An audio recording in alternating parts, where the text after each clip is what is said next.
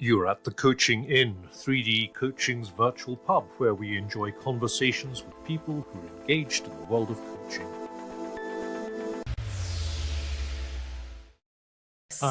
I'm here to listen. Hello and welcome to this week's edition of the Coaching Inn. I'm your host, Claire Pedrick. Today I'm in conversation with Oscar Trimboli in Australia.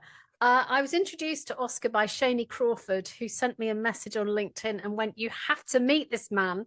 He has to come to the Coaching Inn." So welcome, Oscar. Thank you, Sean. Yeah, and thank you, Claire. I'm looking forward to listening to your questions today. Well, and thank you for the copies of the book that you've sent to me, which we'll be sharing with listeners who you and I can work out together how we're going to share them with our listeners. But really great to have a look at your book. So I love it. Oscar's book is called How to Listen, and there are sound bites in it that sound like they've come from me, which I love because I always like it when I agree with somebody's book. I love the bit about seeing and hearing and sensing. But my question to you is, what started you out in the journey to listening? You have to kind of go to April 2008. I'm in a boardroom at Microsoft. We were on a video conference, 18 people across Sydney, Seattle, and Singapore. And there's a lot of people in the room, lots of people with laptops furiously doing unnatural things to Excel to try and bend budgets into political context, growth context, market context. And the meeting's supposed to go for 90 minutes. And at the 20-minute mark, my vice president, my boss, Tracy, looks me straight in the eye across the boardroom table and says, "Oscar, we need to talk immediately after this meeting." So, Claire, from that moment on, I did not listen to another word in what happened in the budget meeting, because the only thing that was going through my head was, I'm about to get fired. How many weeks of salary have I got left? And who are the 5 people I need to call to kind of find paid employment? I think the answer was 8 weeks salary. And by some miracle of nature, the meeting finished at the 70-minute mark, not 90. And everybody kind of packed up their equipment and started to head out of the room. And Tracy said, "Oscar, make sure you close the door, because what I have to say to you is very important." And I went, "Oh, great." And as I stepped back only halfway towards the boardroom table, Tracy said to me, "You have no idea what you did at the 20-minute mark, do you?" And I thought, I'm getting fired and I don't even know why. And I sat down and Tracy said to me, "Oscar, if you could code how you listen, you could change the world." What I heard was, woohoo, I hadn't been fired. And honestly, I didn't think anything of this listening stuff for about 3 weeks, because I'd got this huge uplift in my budget because I didn't pay attention. And then the chief financial officer asked me to come and audit his listening in his team meeting, to which I agreed. And I started to take notes, and I realized, oh, I'm coding how to listen. The difference between hearing and listening is action. I hope I've honored Tracy. And, we've got 32,000 people who've participated in our research study about what gets in their way when it comes to listening. We've coded it into jigsaw puzzle games, and we've coded it into 100-odd episodes of podcasts. We've coded it into 3 books. Tracy did want me to code it into software, and that'll be the next step in the journey. So that's how I got started, Claire. I thought I was getting fired. And for leaders out there who might be listening, or coaches, what you say and what they hear are 2 completely different things, as I proved. Yes. I love that story on many levels. Oh, which level should we chat about? There are other backstories in my migrant heritage. There are backstories in growing up in and going to a school with 23 nationalities. There are stories about how I would have team meetings in our contact center at Microsoft, and everybody had to listen to customer calls for an hour before we came in. There's many stories, but I think that's the moment where I went, oh, okay, this is something I can go towards rather than go away from. It's the irony that makes me smile, that your breakthrough in listening came through when you didn't listen. Nice. Life has a way of teaching us things in ways we don't anticipate. And I think I think my lesson was the curiosity when Brian, the CFO, asked me, hey, can you come and listen to my team meeting? And there's a whole backstory there where I fought him for about 3 times in our communication. But he said to me, hey, Oscar, I can't fix the top line of your budget, but we can invest for growth. And he was speaking my language then. And I went, oh, okay, if he's going to invest for growth, the least I can do is go and audit his listening. So, yeah, that's where the journey started. And where are we at? 2008. Yeah, we're a good nearly 15 years down the track now. So what did audit listening look like? Sound like? Ooh. Feel like? It was an A4 piece of paper. And when I started off, what I always do in group context is I map the room, like literally where is everybody sitting on a piece of paper. If you speak, you get a dot. If you ask a question, you get a question mark. And if you ask a clarifying question, you get an upside down question mark. And what I notice is, where's the gravity? So that map will really quickly show you that who's not being listened to, who's not speaking up in that map that we draw. And what I also map is each third or quarter of the meeting. So if it's a half an hour meeting, we'll map each 10 minutes. And if it's a 1 hour meeting, we will map each 15 minutes. And what I map is how many people haven't spoken at each of those time sequences, and see if that number's static or increases or is complete by the time the conversation completes. The other thing I was auditing back then was how long or short the question is, meaning sometimes they ask double barrel, triple barrel questions, and you just kind of like, I'm not even sure what the question is, let alone the answer. So I was always curious who attempted to answer it versus who wanted to clarify. Did you mean the first bit, the second bit, the third bit? How's A, B, and C connected, or is that, and those kinds of things. So that is how, in a very rudimentary way, we noticed, or I noticed, because Tracy said to me, if you could code how I listen. And what I did very quickly was, okay, so what does the literature say, whether that's academic or practitioner literature about how people listen? Or if I get into a topic, I go pretty deep pretty quick. And there didn't seem to be a deep overlap between practitioner orientations and academic orientations. Academic orientations tend to come from a therapeutic, psychology, psychiatry, some modality that was from a therapy rather than necessarily a commercial or organizational outcome. And I speculate, my hypothesis is that listening needs to progress rather than just being what people might see in a Netflix video of what a psychologist or a psychiatrist get. Because I always joke to people, listening in the workplace is not therapy. And if you're trying to do therapy, you're not serving yourself or them unless you're certified. And if you're certified in therapy, then you'll be choiceful in whether that's useful or not.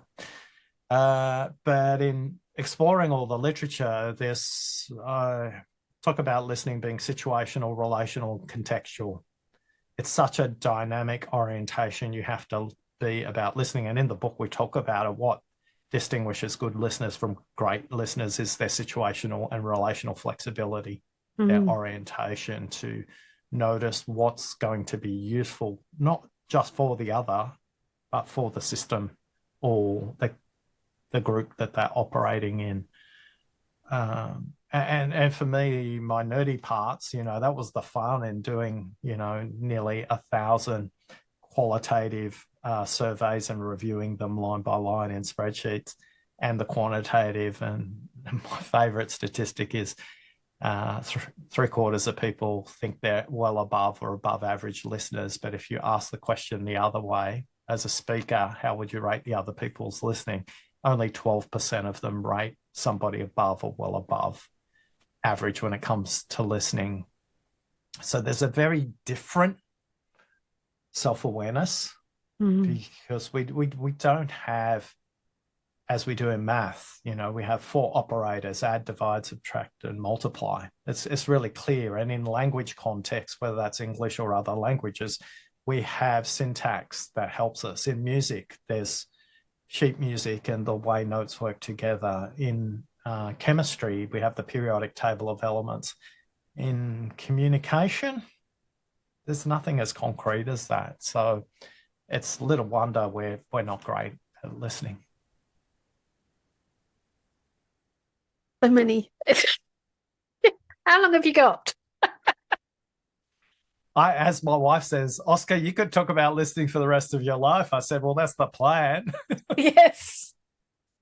I've been doing some work around the sound of conversations and the sound of how people pass from one to the other.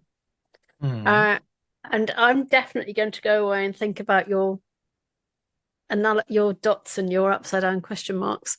Yeah, I've got a little video that I talk over. I'll share that with you. That's got an example of that happening over time, where I'm coding a theoretical conversation. Tell me more about the sound of conversation. I'm fascinated. It connects to what you've said in your book. So for me, there's something about the offer, about the handing over the conversation from the listener to the facilitator of the conversation hands the conversation over to the other person as they listen, and then only takes it back when that's appropriate. So you've got a bit in your book about okay not being a great way of responding. And okay isn't a great way of responding for a lot of reasons. And one of the reasons I noticed from watching lots and lots of recordings of dialogues in gallery view, so you can see the eyes of both people, and so you can watch the toing and froing. Offering sounds sound like a comma. So and so they leave the sound with the other person, whereas okay is a stopping sound. So if I say okay, you're going to go, she's waiting to say something else. And there's some really simple and very interesting stuff about the music of coaching. And I'm just about to engage in dialogue with a musician who takes notes about conversations like you do, and completely differently from how you do, I'm sure, to see what that can teach us. Can we kind of play with something together? Please. I have a sense, and if I won a lottery and had the opportunity to do a PhD, this is what I'd do it in. I sense that people who have a second language listen with a different granularity to people who are only dialoguing in one language, and they've only ever had one language. And I want to be careful about how I explain a language. So a language may be music, a language may be math, a language may be chemistry, and a language may be your native tongue as well. And because of where I'm located, and no doubt where you're located as well, we operate across multiple cultures, we operate across multiple contexts, and people who may not have the same home language that we speak in a dialogue. And often I'm in situations, particularly in group work, where the person is struggling to find the words in the system language. Typically it's English, but it may not be, it may be French, particularly in global NGOs and sporting systems and all of that, French and Spanish and other languages. And when I'm in that situation and the person is struggling, I ask them to pause, collect their thoughts, and then say it in their home language. Because once they do, they sense it very differently, and they find the spoken language system words really quickly. So, because they go and connect with the feeling of when they said that before. But I also believe, like sedimentary rock in an archaeology dig, because you've got these extra layers through other language context, you listen in a completely different way. That's my speculation. What do you hear? What do you see? What do you feel when I say that?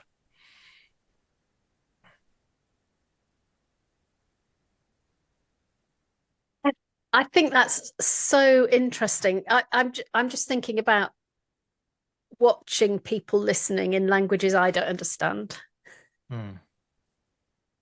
I'm also thinking, as you're talking, about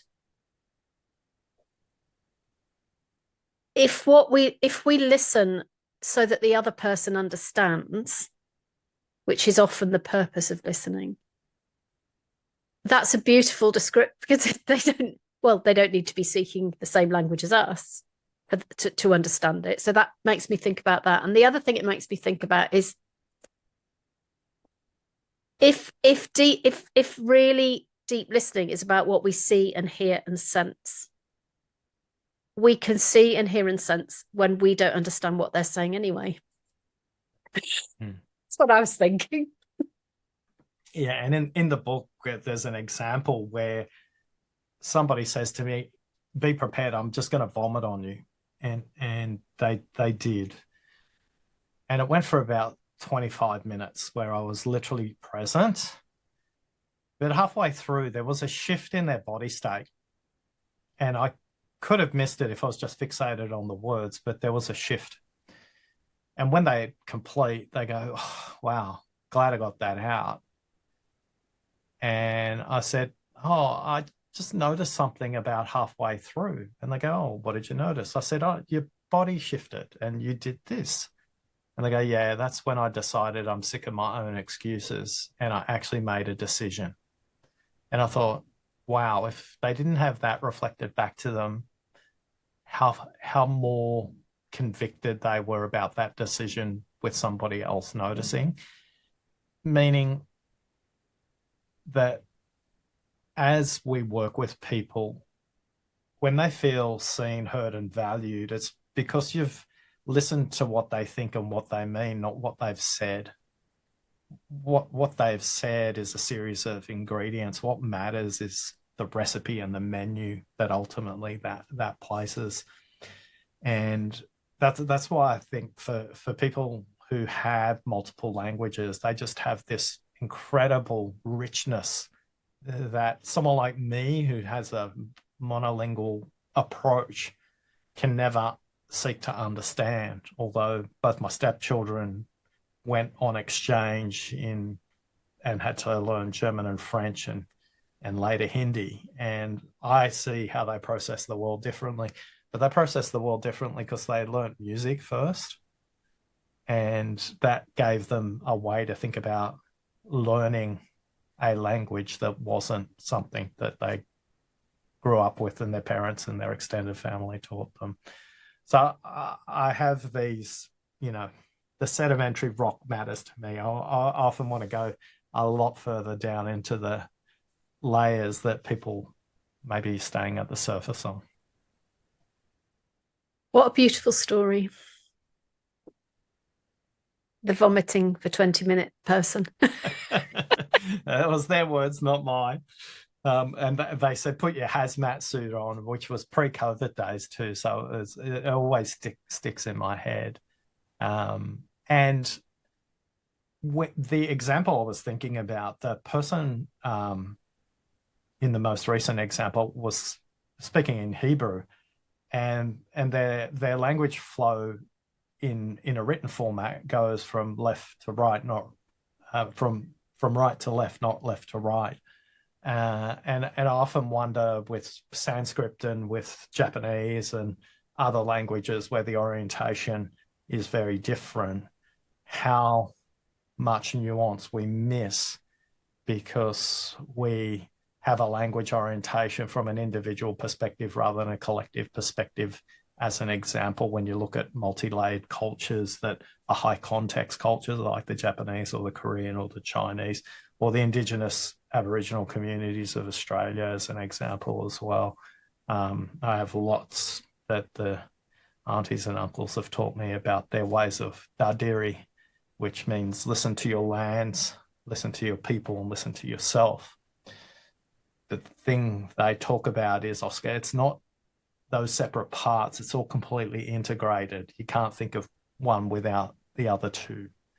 And again, in my way of thinking, I value the deconstruction because then it makes sense to me. But in collective cultures, it's the integrity and the integration of all of those things that we necessarily unconscious of when we're listening across cultures that we need to be much more conscious of, particularly to check in for what they heard rather than what we said.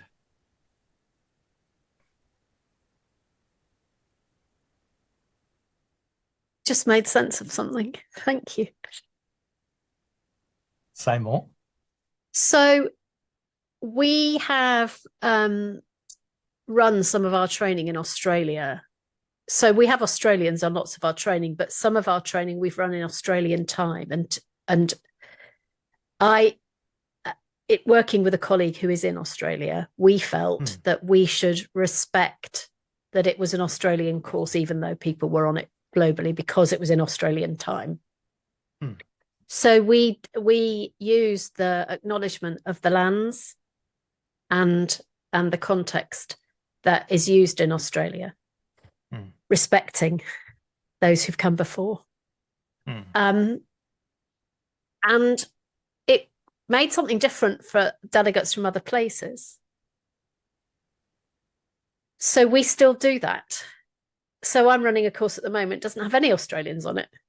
It's slightly different because we've taken out, especially the peoples of, which was in the acknowledgement that we used when we were running it in Australia. But I think there's been something different about those courses because I wonder what, because I'm just thinking, you're a very good listener, by the way.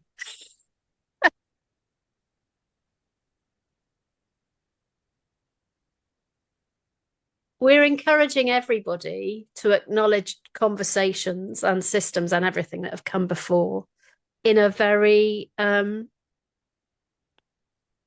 human way, because you can get very organizational development about systems, can't you? But there's a humanity. The North system, the South system, the West system, and all those other kind of mechanical overlays. And yet our organizational systems are nothing more than the oral traditions that we pass on through the culture, which is no different from 60,000 years of dreaming.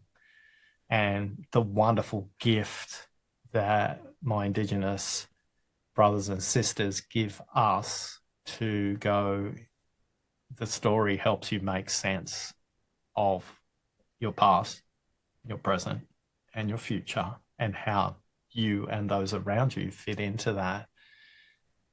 And the best storytelling cultures are the best listening cultures because they're training multiple generations on how to be present, to listen to their elders. And in the context I'm talking about, our Indigenous communities in Australia and our Maori cousins and our Polynesian cousins, there is a tuning that the elders do to bring silence to the circle before it commences, and it's much longer than what you would at the commencement of any meeting in an organizational system, because they're bringing the presence of history and the stories they're going to tell from the past, which have all been handed down.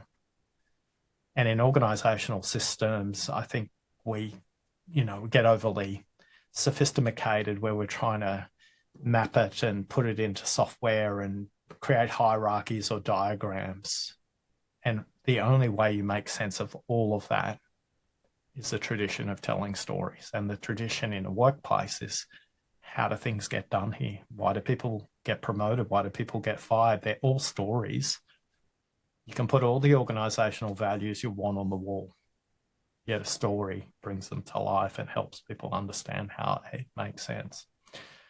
So I'm very grateful. I'm on Whybrow country, and it's a river system, and there's an additional element of the lands that the aunties and uncles have taught me about the traditions of the fish and how they keep the lands for the next generation.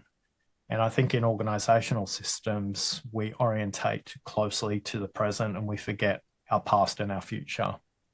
And we miss a big opportunity. The flip side is, if you look at the really high performing systems in terms of financial ROI, they always have longevity in the leadership team.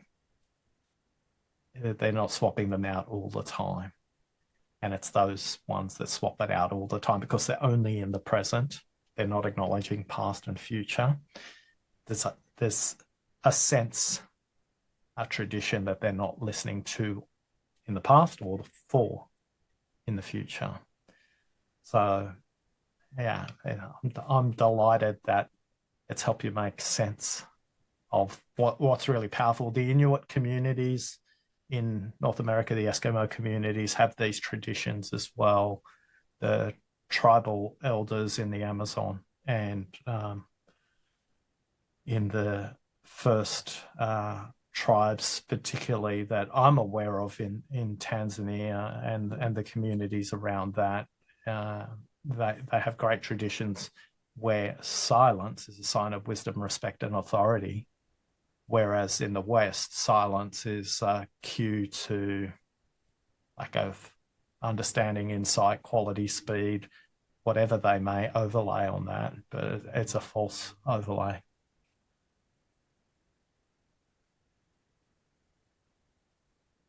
We have all this negative language around silence that's called the awkward silence, the pregnant pause, the deafening silence. There's no language in an English context that showcases and gives honor to the power of silence. It's continuously viewed in a context that's not productive. I agree. And when I was writing, I've just got another book out called The Human Behind the Coach, which I co-wrote with Lucia Baldelli, and we've got a chapter in there about silence. And one of the things that I felt really strongly needed to be in the chapter on silence was that just because you're not talking doesn't mean it's silence. And you've just described cultures who in their tradition have got a deep silence. Not just an I'm not talking silence. And I'll bring in the meta point. So I'll give you a really simple example. I'm part of a process where I'm handing over some work to other people. And tomorrow, they will be presenting. I've set them up for success. I'm very comfortable that they're going to do an amazing job. And on Friday, I just sent both of them a text and said, do you want me to be present? And the reply back from both of them near instantaneously was, no, we don't want you to present. We are presenting.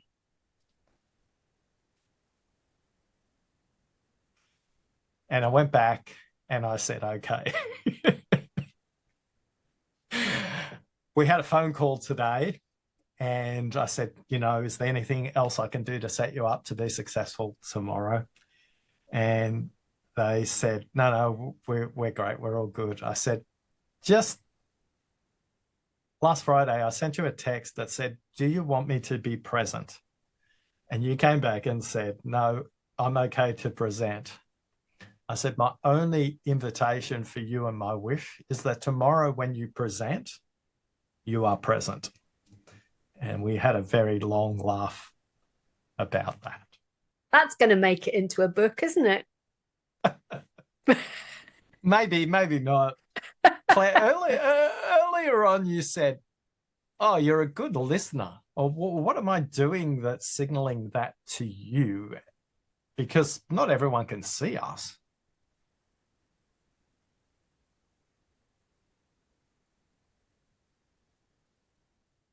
We're co-creating this conversation.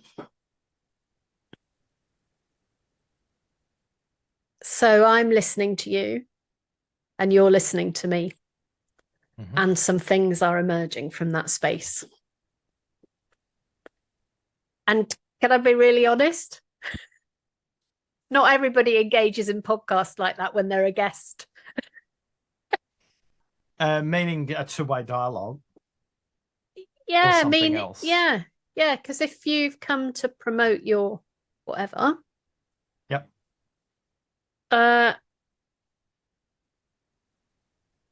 The quality that comes out of the co-creation, that comes out of the silence, isn't always present. Mm. And if you imagine a couple of people you know who listen, what do you think they're taking away from our conversation if they were kind of going to summarize it in a sentence? Or answer that, or I could respond to what I've just noticed. I'm going to answer your question, but I am going to just make an observation. I don't think you know what you're going to say next. I think that that's the listening is demonstrated in the responding to what's emerging. If there's a tiny little answer to your question. What do we think? And I think it answers both questions to some extent too, doesn't it? Yeah.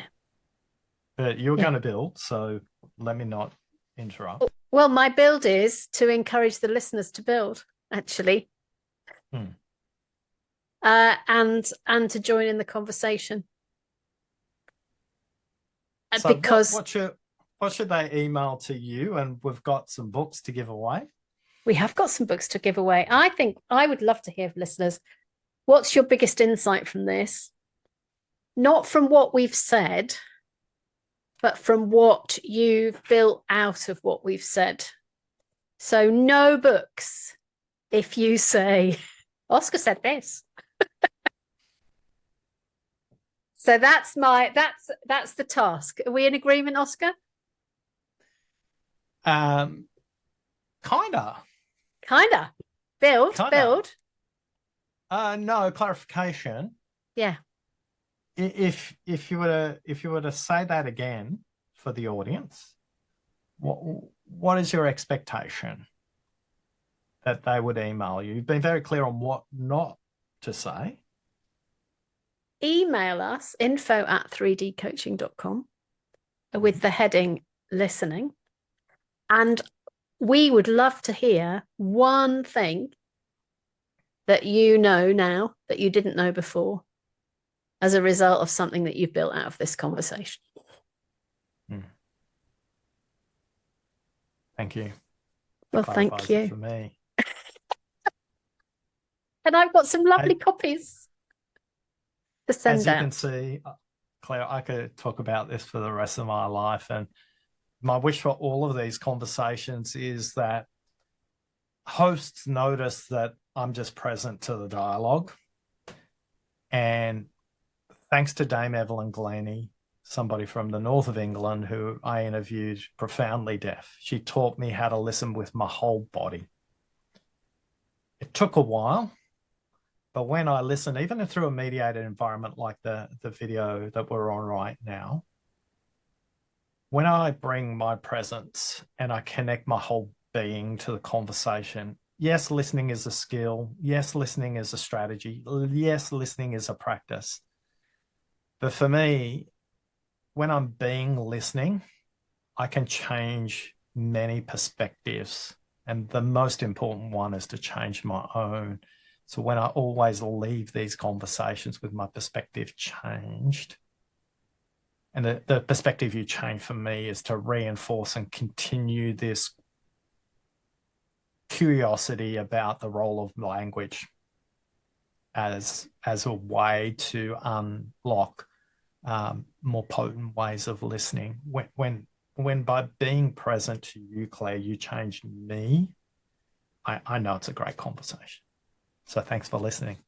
Well, thank you for coming, and thank you everyone for listening. And Oscar's book is How to Listen, Discover the Hidden Key to Better Communication. So get those emails coming in. Thank you, Oscar. Thank you, everybody. Bye-bye. If you've enjoyed what you've heard today, we'd love you to share the podcast with a friend or leave a comment on social media.